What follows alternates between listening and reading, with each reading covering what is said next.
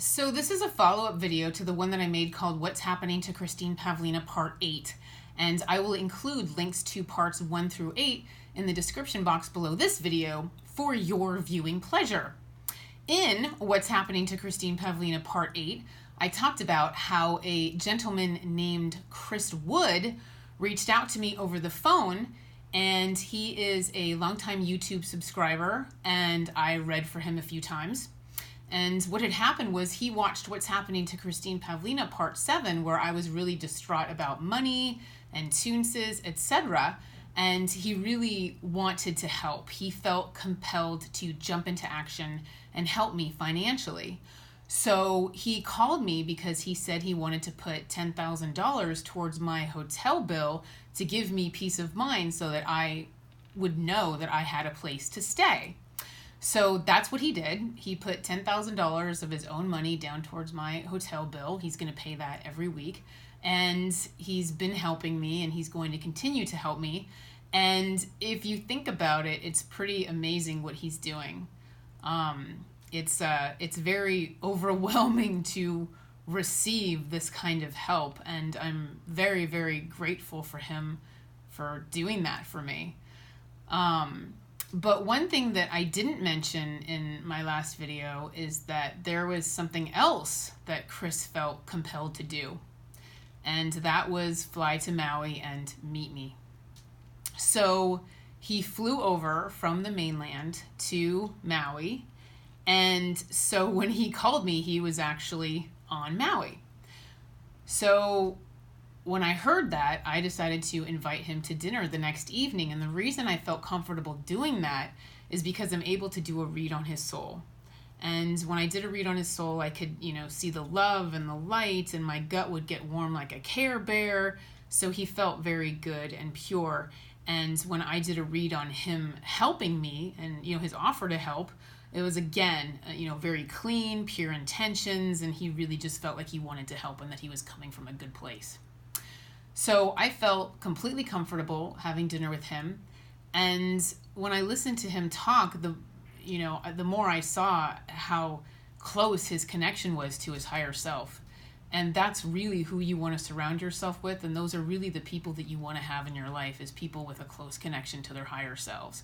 Because when they're making a free will decision, everyone has an angel on one shoulder and a demon on the other. But if someone has a nice, strong connection to their higher self, that angel is primarily influencing their free will decisions, and that's exactly what you want.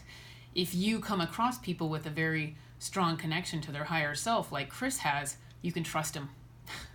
They're connected to the divine, love, light. You can trust them.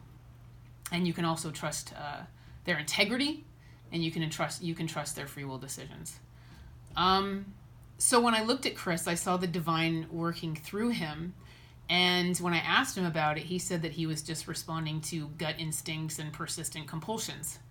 That was his higher self influencing him. So that was pretty awesome to see, and that made me very happy. So despite our strange circumstances of him giving me $10,000 towards my hotel room, I never felt uncomfortable with it, because I saw, him as someone who was stepping up to the plate when the divine asked him to. I didn't feel pressure or awkwardness or anything with him. It didn't feel weird. Again, I just saw someone aligned with their higher self, their head, their heart, their gut, the divine, etc.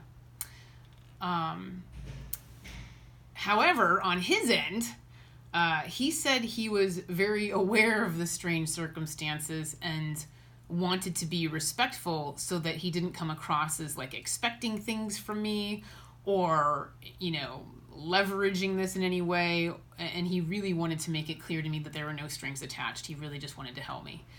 And I appreciated him being so respectful and sensitive to that. But, when you have two intuitive people, this is the type of stuff that happens, They follow their intuition, and they end up in strange situations like this that a lot of people really don't understand. But they definitely make for great stories later. So I felt compelled to continue inviting him to dinner for the rest of the week. So Chris and I got together for dinner a total of 3 times this week. He just flew back to the mainland today. And with each dinner, I got to know him a little better, and he really impressed me, you know? The way he talks, I can see he's just really smart, kind, sincere, compassionate. I can tell he doesn't like BS, which is great for me because I'm a channel of divine truth, so I totally appreciate that. I really enjoyed our conversations. We had a 4.5 hour dinner last night, and time just flew by. When we were leaving the restaurant, I looked at my cell phone and couldn't believe what time it was. 4.5 hours had passed, and it felt like no time had gone by at all. So he's a really, really interesting person to talk to, and I really enjoy his company. Again, he just flew back to the mainland today. I asked him how he was feeling. I said, how do you feel with all this? How do you feel after coming to Maui and meeting me and, helping me financially? How are you feeling? And he said, I feel energized, I feel cleansed, and I feel blessed. So I'm really happy that he's feeling happy right now. I'm feeling the same way. I'm feeling really energized and happy. I'm so thankful that I got to meet him. I'm so thankful the divine brought him onto my path. Is there romantic potential there? Yes. Are we going to continue as friends and see where it leads? Yes. We're just going to take it one day at a time and get to know each other and see what happens. But we're both pretty excited about having met each other. We really enjoy each other's company. So stay tuned on that. Chris, if you're watching this, thank you again for everything. Thank you for a fantastic week. Thank you for the peace of mind. Thank you for the great conversation, and I look forward to getting to know you better. And in the meantime, take care and be well. Thank you.